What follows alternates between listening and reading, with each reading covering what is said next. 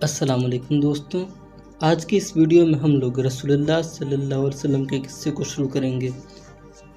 رسول اللہ صلی اللہ علیہ وسلم کی ولادت 22 اپریل 571 عیسوی بروز پیر مطلب منڈے کو 4:53 پر ہوئی۔ یہ وہ وقت ہوتا ہے جب رات ختم ہوتی ہے اور دن کی شروعات ہو رہی ہوتی ہے۔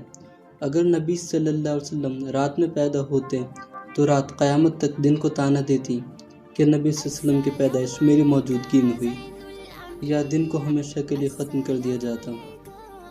اگر نبی صلی اللہ علیہ وسلم کی پیدائش دن میں ہوتی تو قیامت تک دن رات کو تانے دیتی رہتی کہ دیکھو نبی صلی اللہ علیہ وسلم کی پیدائش میری موجودگی میں ہوئی، اور رات کو ہمیشہ کے لیے ختم کر دیا جاتا۔ لیکن اللہ کو دن اور رات دونوں کو قیامت تک باقی رکھنا تھا، اس لیے آپ صلی اللہ علیہ وسلم کی پیدائش اس وقت کی جب دن اور رات دونوں موجود ہوتے ہیں۔ آپ صلی اللہ علیہ وسلم کی پیدائش عرب کے شہر مکہ کے قبیلے قریش کے معزز خاندان بنو ہاشم کے گھر ہوئی۔ عربی کیلنڈر میں ولادت کی تاریخ میں اختلاف ہے، کہیں پر آیا ہے 8، کہیں پر 9، کہیں پر 10 یا پھر 12 ربیع الاول آیا ہے، لیکن 12 ربیع الاول پر زیادہ تر علماء متفق ہے، مطلب وہ ایگری ہیں 12 ربیع الاول پر۔ آپ صلی اللہ علیہ وسلم کی ولادت سے کچھ مہینے پہلے آپ صلی اللہ علیہ وسلم کے والد جن کا نام عبداللہ تھا ان کی وفات ہو گئی تھی۔ جس سال آپ صلی اللہ علیہ وسلم پیدا ہوئے اس سال کو عام الفیل کہا جاتا ہے، کیونکہ اس سال یمن سے ایک لشکر کعبہ کو ڈھانے کے لیے ہاتھیوں کے ساتھ آیا تھا، جس پر اللہ کا قہر نازل ہوا اور وہ لشکر تباہ و برباد ہو گیا۔ عربی میں ہاتھی کو فیل کہتے ہیں اور سال کو عام کہتے ہیں۔ جب آپ صلی اللہ علیہ وسلم پیدا ہوئے تو آپ صلی اللہ علیہ وسلم سجدے کی حالت میں تھے۔ آپ صلی اللہ علیہ وسلم کی والدہ جن کا نام بی بی آمنہ تھا، وہ دیکھتی ہیں کہ آپ صلی اللہ علیہ وسلم کے جسم پر بالکل بھی گندگی نہیں ہے۔ وہ اور غور سے دیکھتی ہیں کہ آپ صلی اللہ علیہ وسلم مختون تھے، مطلب آپ صلی اللہ علیہ وسلم کا ختنہ پہلے سے ہوا تھا۔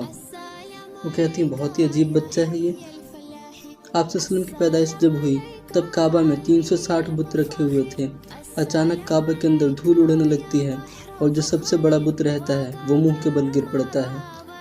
اب ان بتوں کی جھوٹی خدائی کی مدت ختم ہو گئی تھی، اور فارس مطلب ایران کے آتش کدہ میں جس میں صدیوں سے آگ جل رہی تھی اس کی دیوار ٹوٹ جاتی ہے اور آگ بجھ جاتی ہے۔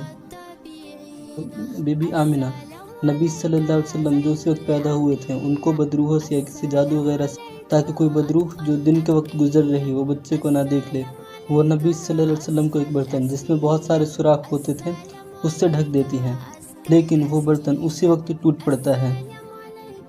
بی بی آمنہ حیران رہتی ہیں کہ جب سے نبی صلی اللہ علیہ وسلم کی پیدائش ہوئی ہے تب سے معجزات ہی ظاہر ہو رہے ہیں۔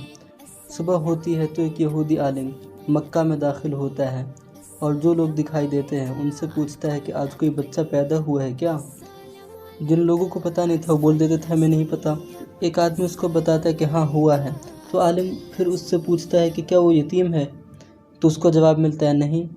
تو عالم دوسرے لوگوں سے پوچھتا ہے کہ کیا کوئی ایسا بچہ آج پیدا ہوا ہے جو یتیم ہو؟ تو کچھ لوگ بتاتے ہیں کہ ہاں عبد المطلب کے گھر ان کا پوتا پیدا ہوا ہے۔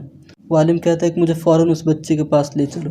جب وہ یہودی عالم نبی صلی اللہ علیہ وسلم کو غور سے دیکھتا ہے تو وہ یہ چلا کر بے ہوش ہو جاتا ہے کہ اللہ تو نے بے شمار انبیاء کو بنی اسرائیل میں بھیجا، لیکن آخری نبی کو عربوں کے درمیان کیوں پیدا کیا ہے؟ یہی اصل وجہ ہے یہود کی اسلام سے دشمنی کے پیچھے، اسی وجہ سے یہودی اسلام کو پسند نہیں کرتے۔ سورہ بقرہ میں اللہ تعالیٰ اپنے نبی سے ارشاد فرماتا ہے کہ عیسائی اور یہودی آپ سے کبھی راضی نہیں ہوں گے جب تک وہ آپ کی کتاب اپنے مذہب کے مطابق نہ پالیں۔ ان سے کہہ دیں سیدھا راستہ صرف اللہ کا راستہ ہے۔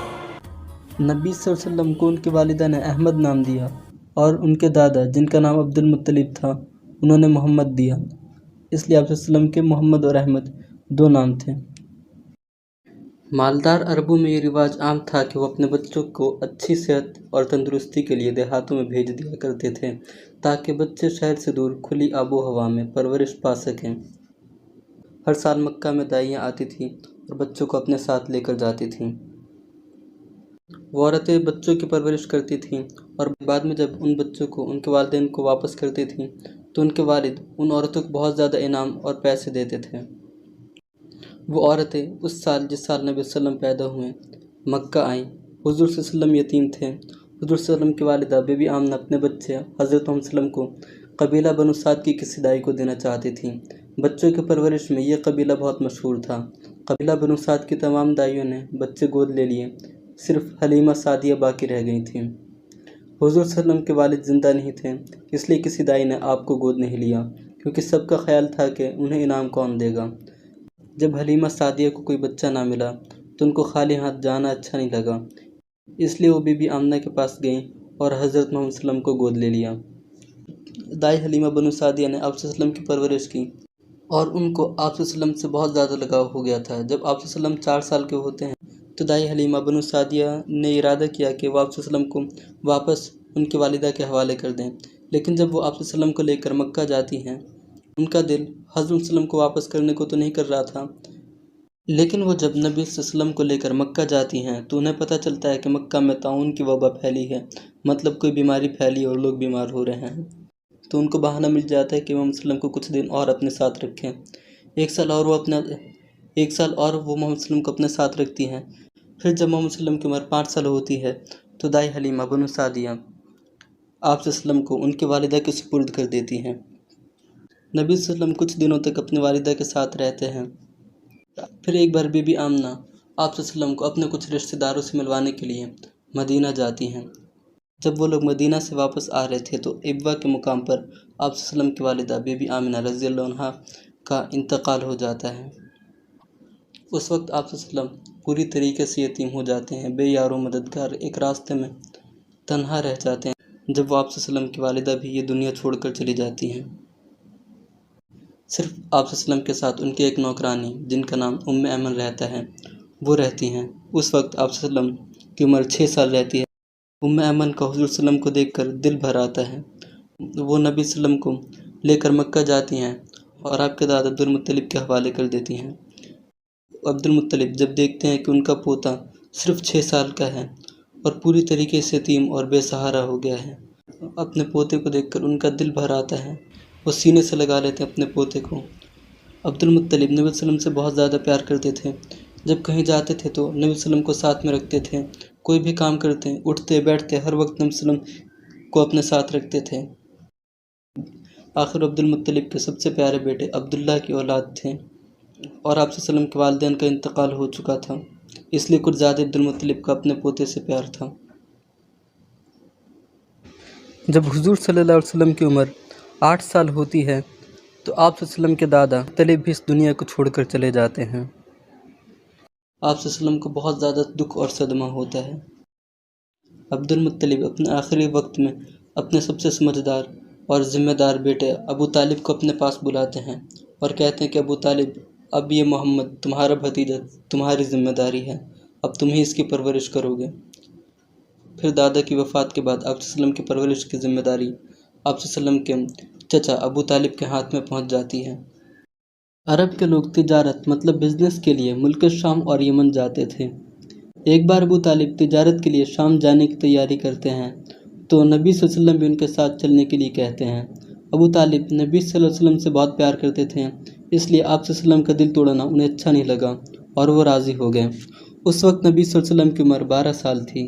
ابو طالب اپنے کاروا کے ساتھ جا رہے تھے، جب وہ کاروا تھک گیا تو اس نے آرام کی غرض سے ایک جگہ پڑاؤ ڈال دیا۔ اسی جگہ ایک عیسائی راہب مطلب کرسچن پریسٹ کا گھر تھا۔ اس راہب کو احساس ہو گیا کہ اس کاروا میں کوئی ایسا شخص ہے جو آنے والے وقت کا نبی ہے۔ تقریباً 600 سال سے عیسائیوں نے اور یہودیوں نے آخری نبی کا انتظار کیا تھا اور آخری نبی کا احساس اس راہب کو ہو جاتا ہے۔ اس نے کھانا بنایا اور جتنے بھی لوگ تھے سب کو کھانے پر دعوت دیا۔ رسول صلی اللہ علیہ وسلم اس وقت چھوٹے تھے، اس لیے لوگوں نے ان کو اونٹوں کا خیال رکھنے کے لیے اونٹوں کے پاس بٹھایا تھا۔ جب سب لوگ کھانے پر جمع ہو گئے تو عیسائی راہب جس کا نام بحیرہ تھا، اس نے سب کے شکلوں کو غور سے دیکھا۔ پھر اس نے لوگوں سے پوچھا کہ کیا کوئی اور شخص تمہارے ساتھ آیا ہے جو دعوت پر نہیں آیا؟ لوگوں نے جواب دیا، ہاں، وہ ایک 12 سال کا لڑکا ہے جس کو ہم نے اونٹوں کے پاس بٹھایا ہے۔ بحیرہ کہتے ہیں کہ فوراً اس کو بلا کر لاؤ۔ جب رسول صلی اللہ علیہ وسلم آتے ہیں تو درخت کی شاخیں آپ صلی اللہ علیہ وسلم پر سایہ کر دیتی ہیں۔ بحیرہ نے آپ صلی اللہ علیہ وسلم کو غور سے دیکھا، پھر اس نے پیچھے سے آپ صلی اللہ علیہ وسلم کا کرتا اٹھا کر دیکھا تو اسے نشان نبوت دکھائی دی۔ اس نے لوگوں سے پوچھا کہ لڑکا کون ہے؟ ابو طالب وہیں پر بیٹھے ہوئے تھے، انہوں نے بولا کہ یہ میرا بیٹا ہے۔ پھر بحیرہ کہتا ہے کہ نہیں، میرا علم کہتا ہے کہ اس لڑکے کے باپ کی وفات ہو گئی ہے۔ सच बोलो, क्या रिश्ता है तुम्हारे इस लड़के के साथ? तो अबू तालिब बताते हैं कि मेरा भतीजा है। बहीरा बोलता है कि ये लड़का आने वाले वक्त का नबी है। जब आप इसको मुल्क शाम ले जाएंगे तो वहाँ पर यहूदी आपके भतीजे को मार सकते हैं, क्योंकि वो सदियों से आखिरी नबी का इंतज़ार कर रहे हैं। आप इसको वापस मक्का भेज दीजिए। रास्ते से ही नबी वसल्लम को वापस मक्का आना पड़ता है। ज़माने में हुजूर सल्लम पैदा हुए थे, उस वक्त अरब तारीकी में डूबा हुआ था। अरब के लोग छोटी छोटी बातों की वजह से आपस में लड़ जाते थे और उन जंगों में बहुत सारे मर्द मारे जाते थे, जिसकी वजह से अरब में बग़ैर बाप के यतीम बच्चे बहुत थे, और जो यतीम थे उनको पूछने वाला कोई नहीं था। अमीर और ताकतवर लोग उनकी ज़मीन जायदाद को हड़प जाते थे और तरह तरह से उनको परेशान करते थे। हर तरफ फितना फसाद हर वक्त बरपा रहता था। लेकिन मक्का में कुछ लोग ऐसे भी थे जिन्हें उन मज़लूमों पर तरस आता था। एक बार कुछ लोगों ने जमा होकर एक मुआहदा मतलब एग्रीमेंट किया कि अब वो लोग मज़लूमों का साथ देंगे और जो जुल्म करेगा उसको रोकेंगे। नबी सल्लम की उम्र उस वक्त ज़्यादा तो नहीं थी, लेकिन आप सल्लम समझदार बहुत थे, इसलिए लोग आप सल्लम से मशवरा लिया करते थे। इस मुआहदे में आप सल्लम भी शामिल हुए। इस मुआहदे का नाम हिल्फुल फजूल था, मतलब फ़ज़ल वालों का मुआहदा। नबी सल्लल्लाहु अलैहि वसल्लम हमेशा सच बोलते थे, इसलिए मक्का के लोग आप सल्लम को सादिक कहते थे, और आप सल्लम बहुत ईमानदार थे, इसलिए वो लोग आप सल्लम को अमीन भी कहते थे। मक्का के लोग आप सल्लम पर बहुत ज़्यादा एतबार करते थे, इसलिए वो लोग आप सल्लम के पास अपना कीमती सामान अमानत के तौर पर रखवाते थे। आज के इस वीडियो में इतना ही। आगे के किस्से को हम दूसरे पार्ट में जारी करेंगे। तब तक के लिए अस्सलाम वालेकुम, जज़ाकल्लाहु खैर।